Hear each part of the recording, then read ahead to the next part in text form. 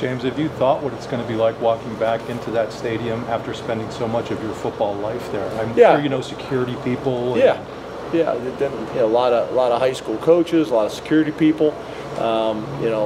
Johnny Holiday, I can't believe he's still there. I reach out to Johnny from time to time, and especially after I first had left there. Johnny's there, which is awesome. I think Steve Suter, who played for me, is now doing some form of Maryland, or Tim Strachan, who I've known forever.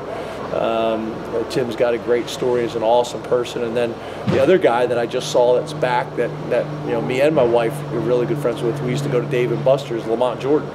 Lamont had a great career there and is a good guy. So there's a bunch of people. The husband of the women's basketball coach, Brenda Fries, they're out of town, but they reached out to me. It's just a lot of people. There's boosters. Jordan Steffi, who I think you guys know is a Pennsylvania kid who I've done a lot of stuff with over the years. I go to his event every single year. There's a bunch of Maryland boosters at that I know. So it's first time kind of going back in the stadium. I know what the visiting locker room is like, and that's gonna create some challenges, like a lot of the visiting locker rooms in the Big Ten. But yeah, it's going to be cool. My cousin, coaches in D.C. I got aunts that live in D.C. and in the Maryland area, so it'll be good. But at the end of the day, it's going to be about the game. But for a lot of my staff, I mean, Jamal Griffin was there with me, and Kevin Threlkill was there with me, and Jamal was a high school coach in the area, so there's a lot of. I don't usually use a whole lot of tickets, but I'm using a decent amount of tickets this week. How many do you know? Not like the players. I mean, to be honest, I use like 4 or 5 a game, but I'll probably use 20, 22. Fumi, my wife's brother, lives in Northern Virginia in Arlington, so he'll be there. So. Looking at Amani from the beginning of last year until now, where has he made the biggest strides in this game? I think he's just so much more confident now. Amani always had the ability. He's so much more confident now. He's made some really big plays.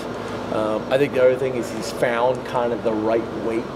At one point, I think he was about 210 pounds. And now I think he's almost all season, he's been 202 or under, which I think is plenty big enough to play corner in the Big Ten. And I think he's just in a really good place to play a lot of football for us. He's very experienced. He's very confident.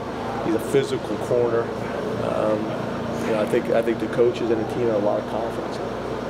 Hey James, you brought this up on Saturday and Tuesday. It's a big picture thing, but I want to follow up on it about the fourth quarter. And you compared to what you said after the Georgia State game again on your own. How do you balance that of not putting your foot off, taking your foot off the gas? Because you really seem different dichotomy there between Georgia State and this last one. Well, I think the hard part is what everybody says, and I get emails and direct messages and stuff from people. Well, you shouldn't be throwing the ball. You should run the ball. And, at the end of the game, we don't do that in our offense. I don't think we have a run play that we just call, and if they're overloaded in the box, that we run it in there. When our defense is on the field, same thing. I don't expect their offense just to stop playing. They got to run their offense to try to be successful. We put our twos on the field. They have a chance to be successful. We're just not going to run dead plays to run them. So it's kind of just an interesting balance of how do you do it in this style of offense. I think if you're at Stanford or you're Michigan State or you're Michigan, different deal. That's kind of your that's your mentality. That's your philosophy. You're going to line up in sets, 21 personnel, 12 personnel, 22 personnel, and run the ball down people's throats. But when you're running these spread style offenses, it's not like that. So I think that myself and the staff and the fans just need to just kind of understand we're going to be throwing the ball in the fourth quarter with the second group in there. But the reality is we got to play better. We got to play better. But I think part of it is me getting comfortable with it. Yeah. It's different than how I've done it in my career. I also, I've had the same issue in the past where even running the pro style, the West Coast style offense, you're sitting there trying to run the ball at the end of the game, and they got 12 guys in the box, or they're blitzing like crazy at the end of the game. You could make the same argument. You don't want us throwing the ball, stop blitzing. But that's the challenge, and I'm probably going to talk to some people about how they do it. I see some coaches that don't care. They're going to try to score 85 points in a game. I haven't really got to that point yet. I care what people think, and try to balance what's doing right for our football program, and also what's right, in terms of sportsmanship and all those types of things. But I don't really know what the answer is in an RPO offense. Does that go hand in hand with when you're ahead at the end of the third quarter, like in Ohio State or Michigan State too? Is that part of the discussion? Your overall identity and just being happy with it? Well, yeah, no, I think there's no doubt about that. That's a different conversation, but there's no doubt it's a philosophical deal in how you're going to approach it. And like I've mentioned before, I think every coach in the country has read the coaching book of what you do in 4-minute offense. You've been taught since high school as a player of what you do. But the game has changed, and to try to become something that you're not at the end of the game, in either situation, whether it's 4-minute or whether you're up by a bunch of points, you really can't recreate yourself for certain situations. You got to stay true to who you are and stay aggressive and play. I know for us, if we're on the other end of a tough loss, and we're getting beat, I expect our defense to stop what they're doing. Now there's a fine line. You're throwing double passes and halfback passes and things like that. I think you're pushing it. But if you're just running your traditional offense, it's our job to stop it. That's the way I look at it. James, you've mentioned a few times about people DMing you and stuff. Is there anybody on the staff who says, just don't look at it, or do you try to convince yourself not to look at what some of the public people are saying after games? Yeah, oh, trust me, I've major cut down in reading emails and reading stuff on Twitter and things like that. But the problem is, I use Twitter a lot to communicate to recruits. So when it comes through, it's a direct message, and I got 14 of them, and I click through and open it up to see who it is. It's sometimes hard to put the toothpaste back in the bottle at that point, or the sand back in the hourglass. It's out, So it is what it is. The emails are good because I got somebody that screens those, so I get mostly positive ones.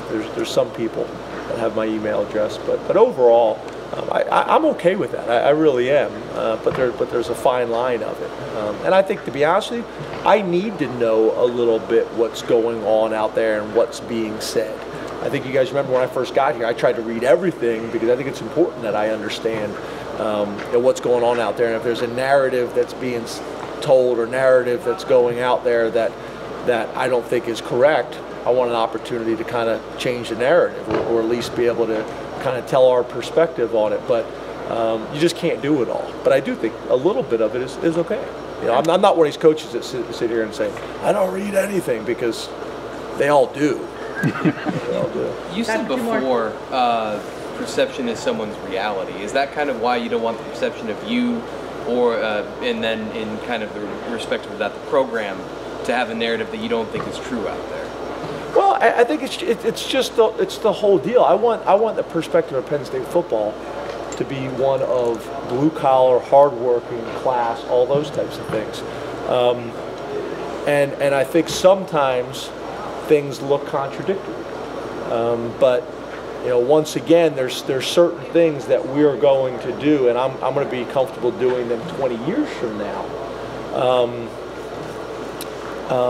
That people may view as not the right thing to do from a sportsmanship standpoint.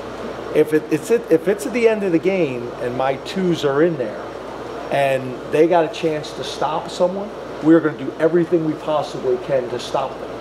I don't think that's a sportsmanship issue. I think that's teaching your team, whether you're down by 20 or up by 20, you are going to fight and battle and compete. I'm perfectly fine with that. And I think you can do that, and then also teach your guys that you're going to shake hands at the end of the game.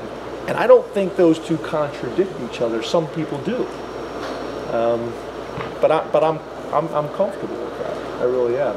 I don't think everybody else is. But it is important to me how people perceive our players and how people perceive our program, and how people perceive me. You know, I want to run a hard-nosed, blue-collar, thorough, detailed class program. But you're not always going to make everybody happy. You've said you've kind of had to fight the tendency to just accept wins and be crushed by losses. Is that something that has... Say it again? You said that you wanted to fight the tendency to just be accepting of wins. Correct. While being crushed by losses. Correct. Does that extend to the players? Yes, because I see it. I see sometimes we come in the locker room after a win and they're not celebrating like crazy. I see sometimes after a win the coaches are not celebrating. They're frustrated by the way the game ended. And I get that. But they're too hard. And it's different than basketball. It's different than baseball. I mean, basketball, you play how many games? 32. 32. Baseball, you play how many games? 150. 60. Yeah, so it's different. You can't just go crazy all season long. You don't have it in the tank. But for us, as hard as we work for 12 opportunities, you better enjoy them. And I think that's also what makes the regular season in college football so more intense and so more exciting. I want to make sure. I've seen it way too many times, and I feel it happening to myself. The wins become expected, and when you do lose, they crush you. I see that with the fans. I see that with the staff. I see that with the players, and I see that with myself. And I don't want to live like that. I want to enjoy the wins because we work too hard for them. And I think we all see on any given Saturday, you can get your ass kicked. So you better enjoy them. You better not take them for granted because you work too hard to get them. So I think that's very common in the industry.